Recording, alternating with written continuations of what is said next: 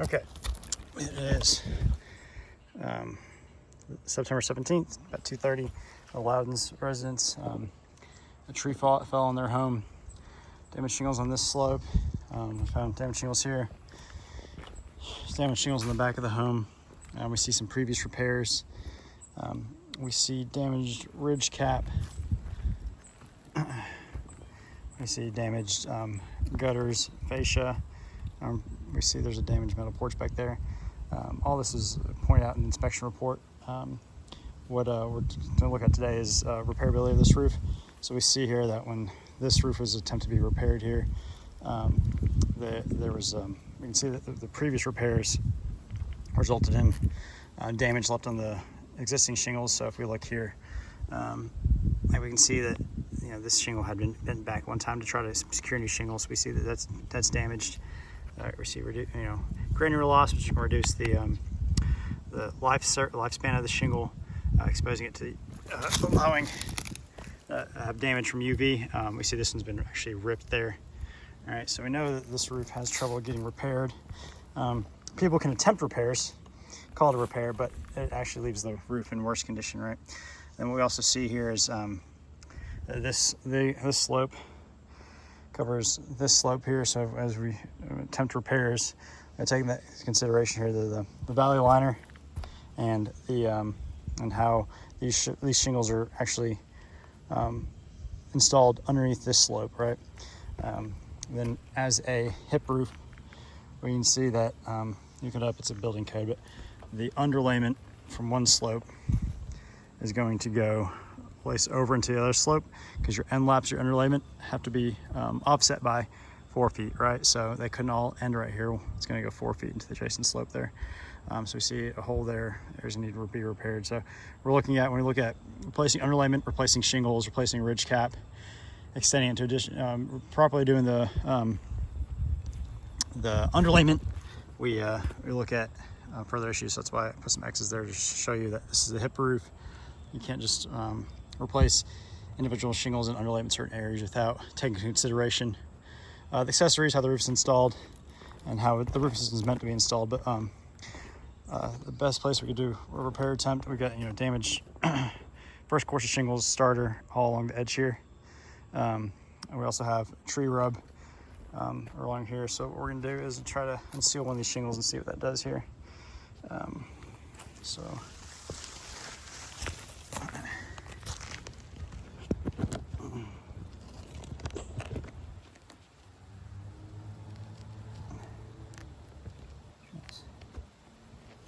Actually, this one I'm going to end this video. I'm going to start it back with a new video here. Give me 1 second. Okay, so I want to flip that camera around so I can see myself, make sure we're recording the whole time here.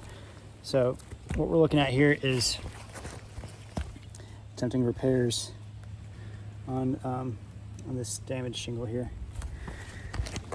Okay,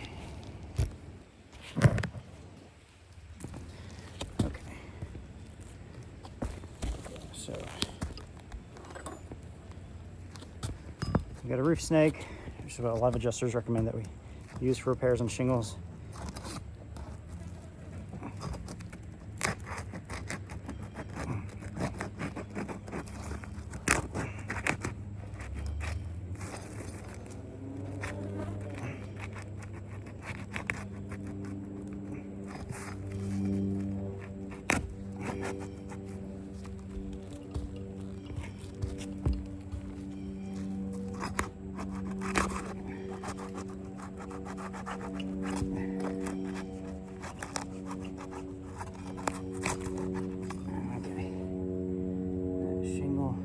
There. We gotta pull back the shingle. We gotta unseal the shingles above it as well. Get to those fasteners.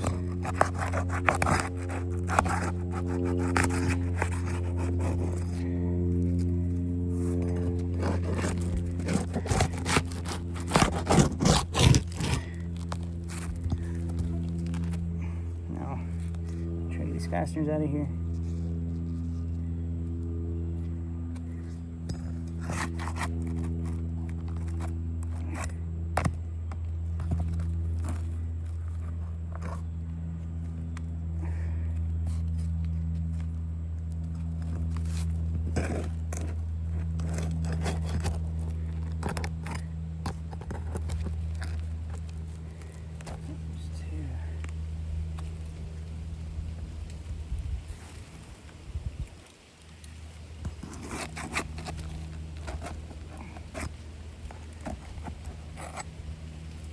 There's 3.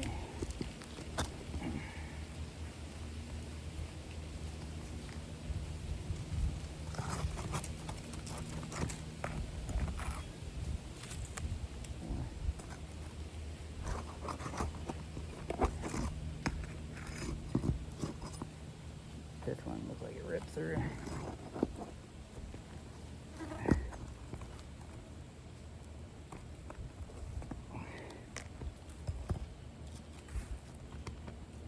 So we are still held in place. Means we're gonna go one more course up.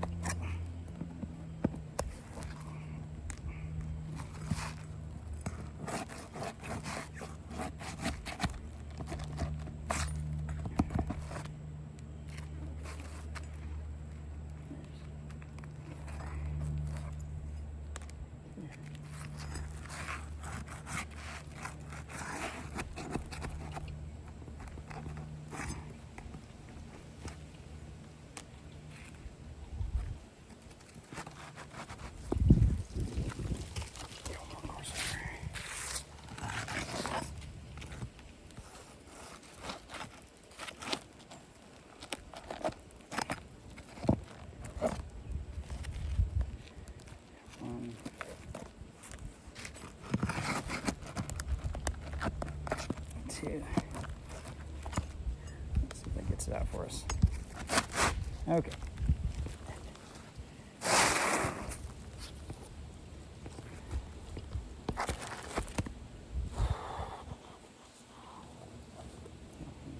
So,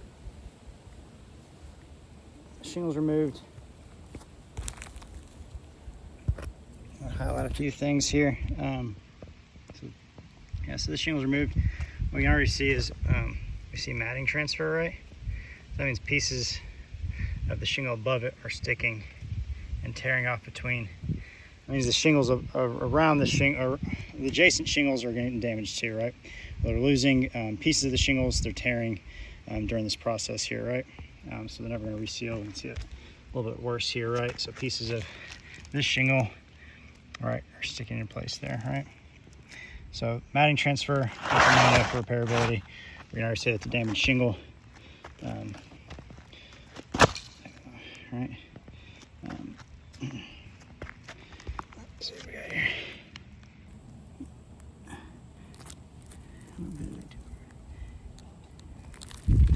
Matting transfer. I'll take pictures of these too. In the video is probably hard to see there. But so now we'll try to slide a shingle back in place.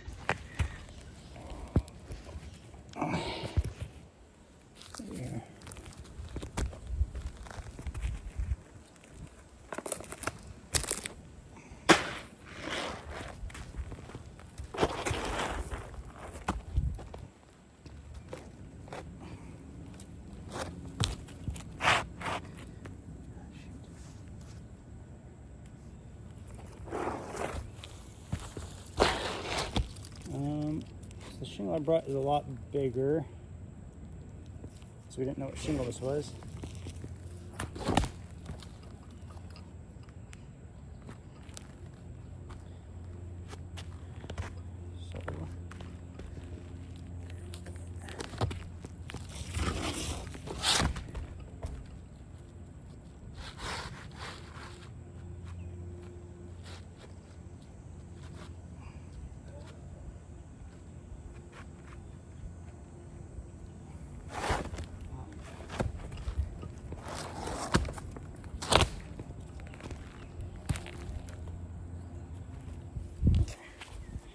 So there's the existing shingle. We can see the outline here.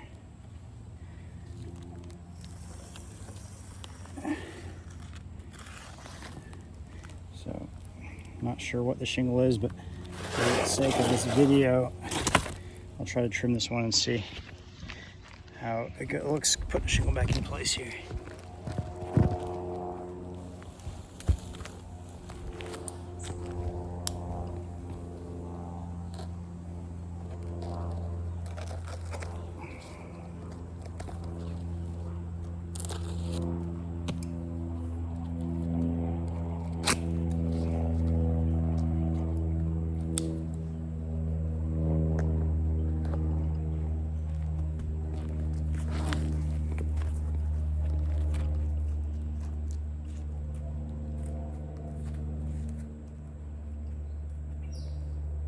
Okay.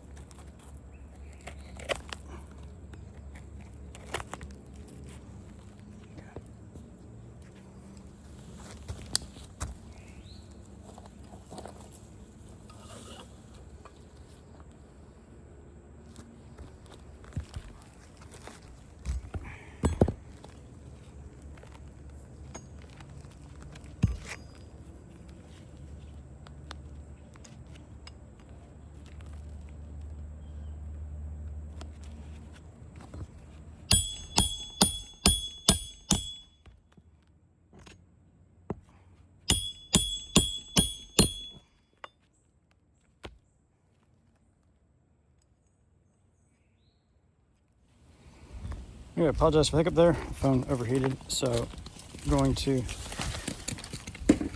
move it over into the shade for the remainder of the process here.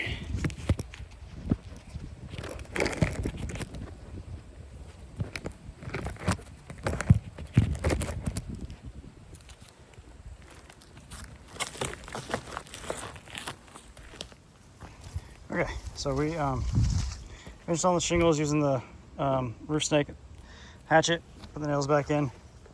The shingle we had to trim to put back in. The shingle removed. All right. Our main concerns were the matting transfer. I can't bend the shingle back far enough to show you. But on the bottom of the shingles, I can feel chunks of the other shingles, which means they ripped. Here as well, maybe.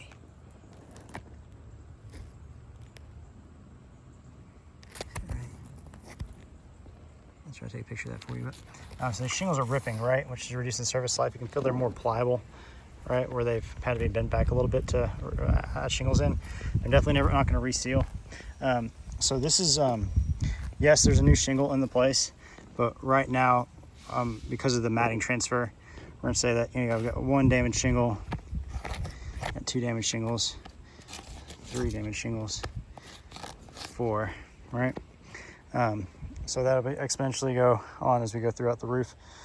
Non-repairable shingles, obviously we're gonna have the issues where we get to the valleys and the hip cap along the starter edges. And so I'll take some pictures here for your reference as well.